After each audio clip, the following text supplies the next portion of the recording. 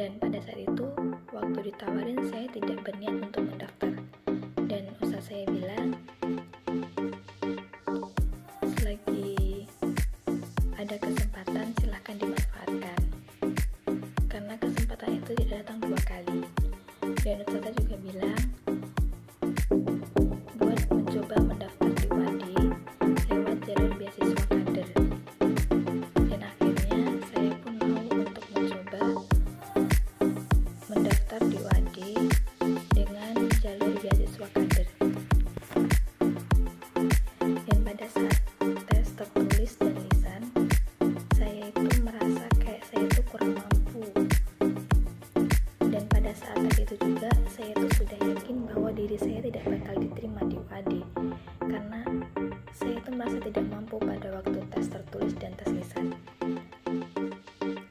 Pada saat tes lisan, saya akui ada beberapa yang saya itu kurang di pas waktu tes lisan, dan di situ saya tuh semakin yakin bahwa saya tidak bakal diterima di UAD. Dan pada waktu itu juga ustaz saya bilang untuk hasil diterima atau tidaknya kita semua tidak tahu. Yang penting kita harus berdoa untuk yang terbaik. Dan ustaz saya juga bilang untuk tidak lupa meminta doa kepada orang tua untuk mendoakan supaya kita semua lulus dan diterima di UAD.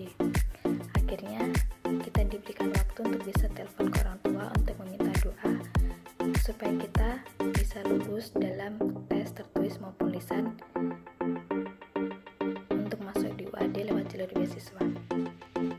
Dan akhirnya tes tertulis dan lisan pun selesai. Itu rasanya agak lega, tapi saya masih berpikiran bahwa saya tidak mampu, saya tidak lulus. Setiap ditanya gimana tadi tesnya gitu, saya bilang wah kayaknya enggak deh gitu, kayaknya enggak keterima gitu. Dan akhirnya suatu ketika dipanggil ustaz saya untuk melihat hasil dari UAD, siapa yang keterima dan siapa yang tidak keterima. Dan waktu itu saya tuh menangis karena takut, di sisi lain tuh takut keterima atau tidaknya. Akhirnya diberikan lembaran, disuruh mencari sendiri namanya ada tidak di situ.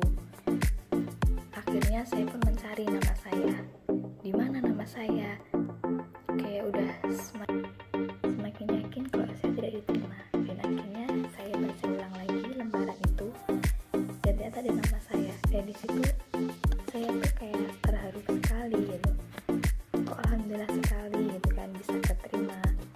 Terus saya bilang sama ustaz saya, ustaz saya keterima. Ustaz saya bilang alhamdulillah kalau keterima.